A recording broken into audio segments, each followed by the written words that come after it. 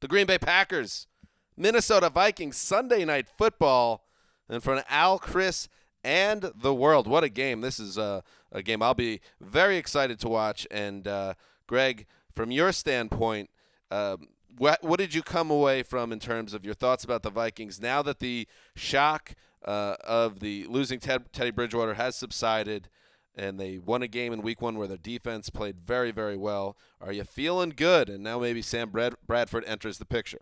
I am feeling good about the Vikings. The things that Mark talked about all preseason in terms of Minnesota's defense, none of that's changed. And I think Mike Zimmer is going to convince this team that no one – I mean, you know he's doing this. He's a Bill Parcells guy. No one's giving you a chance now that Teddy's gone for the season. You know, putting everyone's picks up there. No one's picking them to the playoffs. This is why you lift all those weights. And let's face it, they beat the Packers – with the division on the line, with 99 yards out of their quarterback. So they've shown the formula to win with defense. And if you are starting a basketball team full of defenders, I think the Minnesota Vikings defense would be who you want. Danielle Hunter. I love him. Everson Griffin.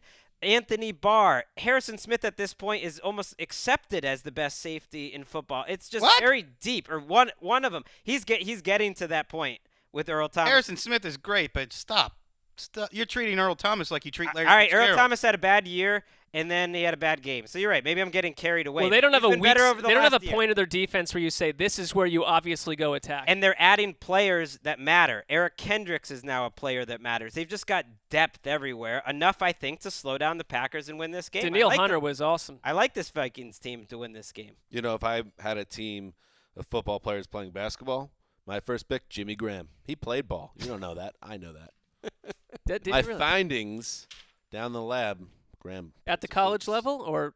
At many levels. Nice, Dan. CYO, high school, junior high, college. I would throw last year's game that you referenced out the window That's completely. Fair. Sam Bradford is taking over for Teddy Bridgewater this week, according to reports.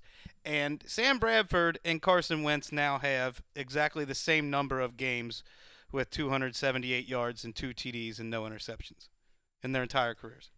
My point is the Vikings were a good defense last year. They weren't at the level of the Broncos and the Seahawks and the Panthers. I totally Not at all. agree. And maybe they can get to that level. I think that's fine, but the Packers' offense was at a dysfunctional stage when these two teams met last year.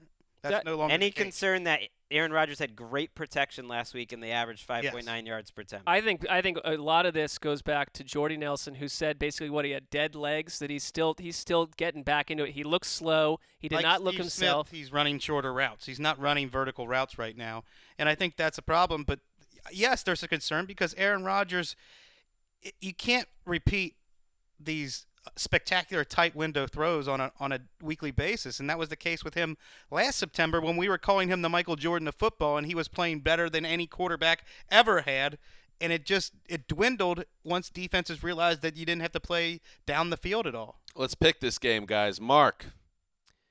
I'm going to go Vikings. This was going to be my team of ATL, and they're still in the mix if they win this one. Packers. I got the Vikings as well. Wow.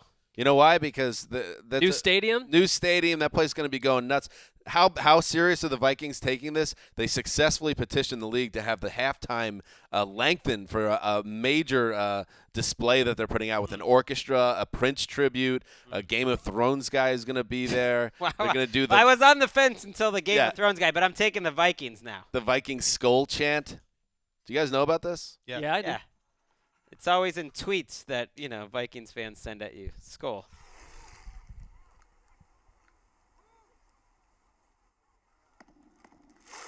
I like that. Are you putting your microphone up to your computer right now? Yeah, man, that's called do it yourself. DIY, baby. If they could pull this off, this is a new thing they're taking from the Icelandic team. If the Vikings can incorporate this into their home games, that would be cool. The Super Bowl is finally coming to Mini. Well, it is in a couple of years. Every sports bar you go to, it was announced years ago. Not hosting the game, we'll be there. Winning it. Wouldn't you maybe say Minnesota will play there? Every sports bar you ever go to on a Sunday, which we never get to do anymore, but even just on a random night, there's always one or two or more people in a Vikings jersey. That fan base is legitimate. They care about that team, and they're going to have a good season. All right, so What were the you took the Vikings as well? Yeah, 3 out of 4. Wes, I would feel Amazing. good if I were you because I still feel think great. Aaron I think Rodgers the- versus Sam Bradford. Right, I you got feel, Hero pick. I feel You got great. the favorite. It's always good to have a Um, favorite hero pick.